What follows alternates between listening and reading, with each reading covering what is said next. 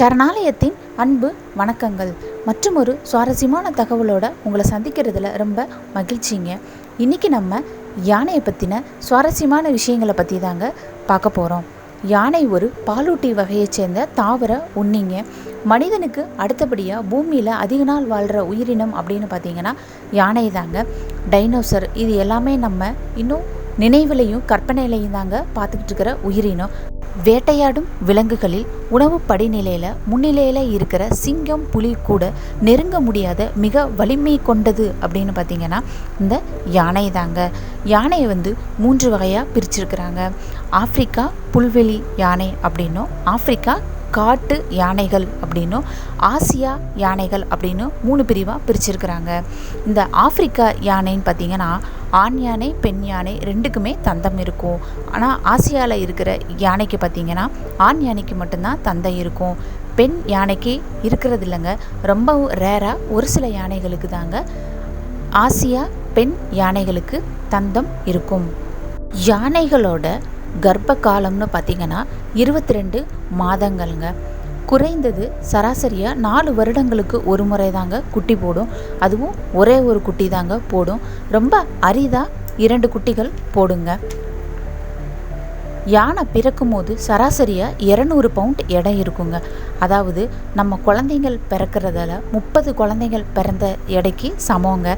பிறக்கும் போது சுமார் 90 இருந்து 120 கிலோ வரைக்கும் இருக்குங்க யானை குட்டிகள். யானைக்கு ரொம்ப பிடிச்சமான உணவு அப்படின்னு பார்த்திங்கன்னா மூங்கில், கரும்பு, வாழைப்பழம், இந்த உணவு எல்லாமே அதுக்கு ரொம்ப பிடிக்குங்க. யானைக்கு பிடிக்காத உயிரினம் அப்படின்னு பார்த்திங்கன்னா எறும்பு, தேனி, இது 2 கண்டா யானைக்கு பிடிக்கவே பிடிக்காது. ஒரு நாளைக்கு 16 மணி நேரத்தை தனக்கான உணவை சேகரிக்கிறதுலையே அது செலவழிக்குதுங்க. மேலும் அதுக்கு செரிமான திறனை பார்த்திங்கன்னா ரொம்ப மந்தமாக தாங்க இருக்கும். அது சாப்பிட்ற சாப்பாடுலேயே 40% உணவு தாங்க செரிமானம் ஆகும். மற்றது எல்லாமே ரொம்ப லேட்டாக தான் செரிமானம் ஆகும், இல்லைன்னா செரிமானம் ஆகாமையே வெளியே வந்துடும்.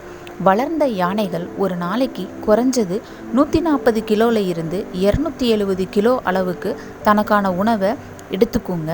ஆண் யானைன்னு பார்த்திங்கன்னா சுமார் 3 மீட்டர் உயரமும் 6000 கிலோ எடையும் இருக்குங்க. அதோட தோலோட தடிமன்னு பார்த்திங்கன்னா 3 சென்டிமீட்டர் அளவு தடிமன்னாக இருக்கும். தும்பிக்கையோட இருக்கிற தசை 40,000 தசைகள் இருக்குங்க. இது பார்த்திங்கன்னா 4 லிட்டர் தண்ணீரை ஒரே நிமிஷத்தில் உறிஞ்சி தன்னோட தும்பிக்கையில் வச்சுக்குங்க. மனித உடம்பில் இருக்கிற மொத்த சதையின் அளவை விட யானையோட தும்பிக்கையில் இருக்கிற சதையின் அளவு அதிகங்க. ஒரு மனிதனோட சதையை விட அதிகம். அதுக்கடுத்து பார்த்திங்கன்னா யானையால் ஆண் மனிதனோட குரலையும் பெண் மனிதனோட குறையும் பிரித்து பார்க்கக்கூடிய திறமை யானைக்கிட்ட இருக்குங்க. ஒரு நாளைக்கு குறைஞ்சது 2லிருந்து 3 மணி நேரம் வரைக்கும் யானை தூங்குங்க. ஒரு குறிப்பிட்ட வயசு வந்ததுக்கு அப்புறமேலு ஆண் யானைகள் தன்னோட கூட்டத்தில் இருந்து பிரிஞ்சு வந்துருங்க. இல்லைன்னா அந்த கூட்டத்தில் இருக்கிற பெண் யானைகளே ஆண் யானைகளை விரட்டிடுவாங்க. ஆமாங்க, எல்லா கூட்டத்துலேயும் ஆண் தான் தலைவனாக இருப்பாங்க. ஆனால் யானை கூட்டத்தில் மட்டும் கொஞ்சம் வித்தியாசங்க. யானை கூட்டத்தை வழி நடத்துறது யாருன்னு பார்த்திங்கன்னா வயதான பெண் யானை தாங்க. அதாவது பாட்டி யானை. அவங்க தான் யானை கூட்டத்தையே வழி நடத்துவாங்க. அந்த கூட்டத்தில் பார்த்திங்கன்னா பெரும்பாலும் ஆண் இருக்க மாட்டாங்க. இணைச்சேர்க்கை நடக்கும் போது தான் அவங்க சேர்ந்துக்கிடுவாங்க. அதுக்கப்புறமேல் பார்த்திங்கன்னா தன்னோட கூட்டத்தை விட்டு தனியாக தான் இருப்பாங்க. அந்த கூட்டத்தை நடத்துறது அப்படின்னு பார்த்திங்கன்னா பெண் பாட்டி யானை தான் நடத்துவாங்க. ஒரு குட்டி யானை பிறந்ததுலேருந்து அதை பாதுகாக்கிற வரைக்கும் அதிகப்படியான பொறுப்புன்னு பார்த்திங்கன்னா அந்த பாட்டி யானைக்கு தான் இருக்கும்.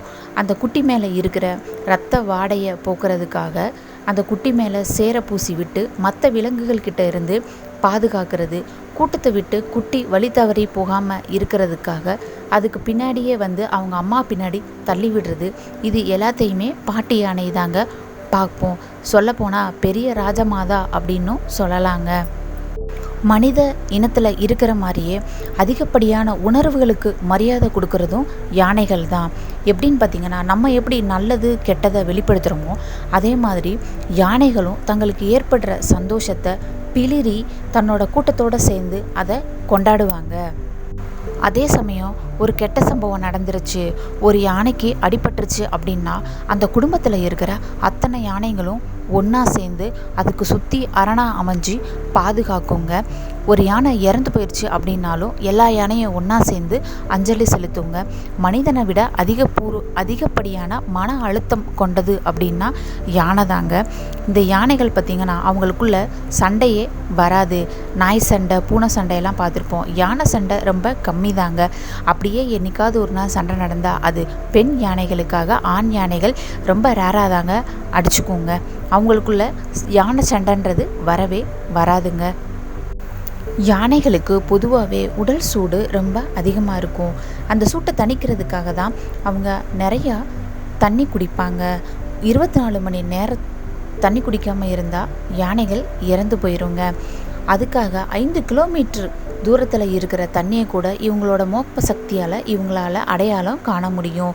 அதுக்காக தான் யானைகள் அதிக நேரம் தண்ணிக்குள்ளே இருக்குது.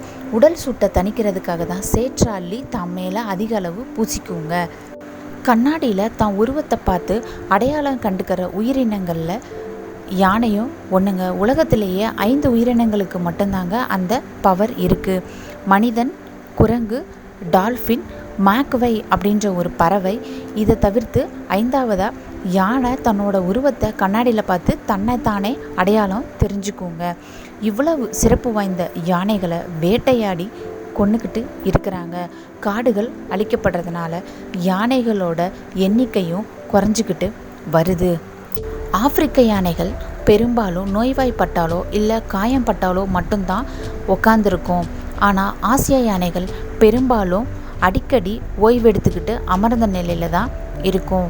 இந்தோனேஷியாவில் பார்த்திங்கன்னா ஃபயர் சர்வீஸில் வீர விலங்கு அப்படின்னு யானைக்கு ட்ரைனிங் கொடுத்து வச்சுருக்கிறாங்க. யானைகள் பெரும்பாலும் இருதய கோளாறு, மாரடைப்பு, மூளையில் கட்டி அந்த மாதிரி நோய் வந்து தான் இறந்து போகுது.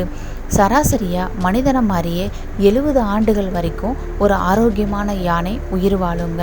70 வயதை தாண்டியும் நிறைய யானைகள் உயிர் வாழ்ந்திருக்கு. இந்த தகவல் உங்களுக்கு பிடிச்சிருந்தா லைக் பண்ணுங்கள், ஷேர் பண்ணுங்கள், சப்ஸ்கிரைப் பண்ணுங்கள். நன்றி, வணக்கம்.